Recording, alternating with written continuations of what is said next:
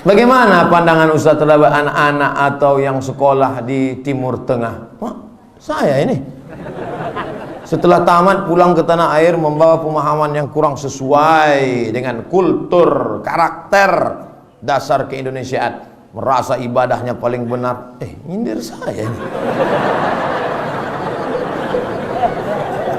Timur Tengah katanya. Saya dari S1 di Mesir, S2 di Maroko, S3 sekarang di Sudan. Saya ngasih tahu aja. Nampaknya saya disindirnya nih.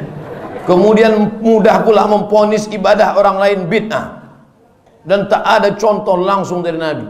Apakah pandangan tersebut muncul dipengaruhi oleh sistem kurikulum di kampusnya atau lingkungan pergaulannya? Kami di Al-Azhar diajarkan mazhab Hanafi, mazhab Maliki, mazhab Syafi'i, mazhab Hambali. Ada ulama pula yang tidak mengaku bermazhab secara taklid, seperti pendapat Ibnu Taimiyah, Ibnu Qayyim Al-Jauziyah, bahkan pendapat mazhab Zahiri, Daud Az-Zahiri, dikaji semua di Al-Azhar. Makanya yang saya sampaikan selama ini, begini menurut mazhab ini, begini menurut mazhab ini, itu metode di Al-Azhar. Saya mengamalkan ini, tapi saya tidak membid'ahkan yang ini. Kami diajarkan tak boleh membid'ahkan selama ada dalilnya. Walaupun kami tidak mengamalkannya. Menurut mazhab ini boleh, tapi saya pribadi pakai mazhab Syafi'i. Kenapa Ustaz tak mau jadi imam subuh tadi? Jelas-jelas Pak Imam mempersilakan. Mari Pak Ustaz. Beliau ginikan lagi, saya ginikan Pak sekali.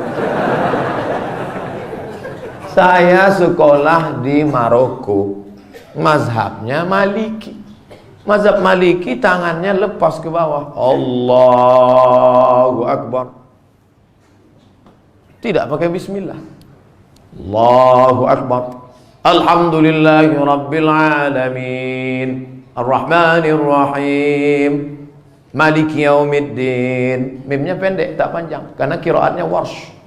Ghairil maghdubi alaihim waladdallin. Amin. Asy-syaitanu ya'idukumul faqra wa ya'murukum bis-su'i wal fahsya'. Wallahu ya'idukum maghfiratan minhu wa fadla. Wallahu wasi'un 'alim. Rakaat kedua kunutnya sebelum ruku. Kunut mazhab Maliki kunutnya sebelum ruku. Wallahu wasi'un 'alim. Kunutnya tak berbunyi, kunut silent. Allahu Akbar. Andai saya bawa mazhab Maliki tadi jadi imam saya sholat subuh di sini, benar apa salah? Apa pula salah? Kalau salah mazhab Maliki, salahlah sekolah saya, salahlah guru-guru saya, salahlah Imam Malik bin Anas.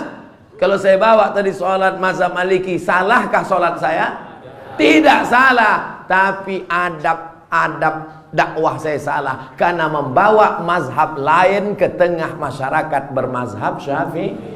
Saya ulang sekali lagi, salahkah sholat saya? Tidak, tapi adab dakwah saya salah karena membawa mazhab lain ke tengah masyarakat bermazhab Syafi'i, menimbulkan fitnah. Belum selesai sholat, anak-anak muda di belakang udah berbisik, sholat apa ini? Kata kawannya yang di sebelah, tak usah kau tanya, sholat aja kita.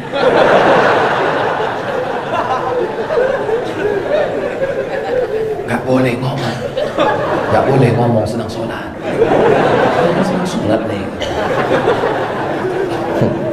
Itulah makanya ada mata pelajaran kami dulu di Al-Azhar namanya Fiqhud Dakwah, fikih dakwah, memahami keadaan dakwah orang lain.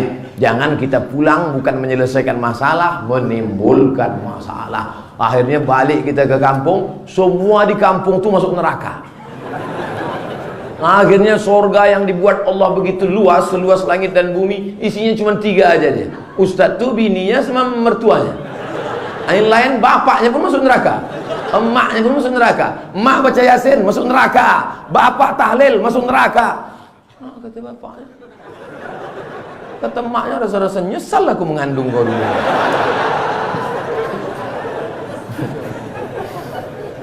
Bagaimana pandangan Ustadz? Apakah perbankan syariah di Indonesia saat ini sudah benar-benar bersih dari riba? Menuju syariah.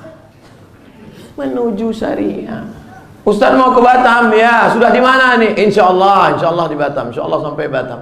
Padahal baru di airport.